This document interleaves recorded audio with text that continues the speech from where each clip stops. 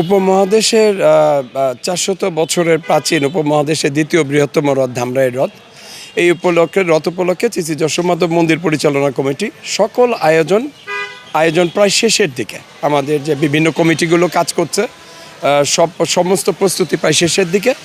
এখন আজকে রাত্রে অধিবাসের মাধ্যমে আমাদের রথযাত্রা শুরু হবে। আগামীকাল ১৬ই জুলাই উদ্বোধনী অনুষ্ঠানের মাধ্যমে আমাদের রথযাত্রাটা শুরু হবে।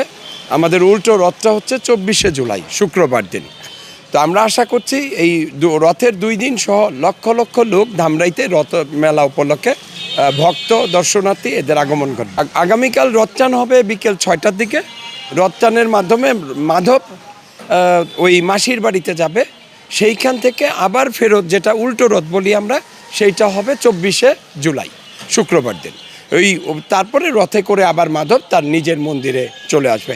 বলা হয় যে সারা বছর ভক্তরা যায় ভগবানকে দেখতে, একবার ভগবান নিজে ভক্তদের দেখতে চলে আসে মন্দিরের বাইরে। রথ সবসময় মিলন মেলা। এই রথ কিন্তু ধর্মীয় যে গণ্ডি, সেই গণ্ডি পার হয়ে এখন সর্বজনীন একটা মেলায় পরিণত হয়েছে। আমরা বিশ্বাস করি এই যে সার্বজনীনতা, এই যে সবাই মিলে একটা উৎসব পালন করা, এইটাই বাংলাদেশের মূল চরিত্র। এবং আগামীতে আমাদের এই বন্ধন, এই উৎসব মেলা আনন্দ করার পরিধি আরও বাড়বে, এইটাই আমরা প্রার্থনা করি। আমাদের ৪০০ বছরের এই দীর্ঘ পরিক্রমায় কখনো ধামরাইয়ে নিরাপত্তা নিয়ে কখনো সমস্যা হয় নাই, আশা করি আগামীতেও হবে না।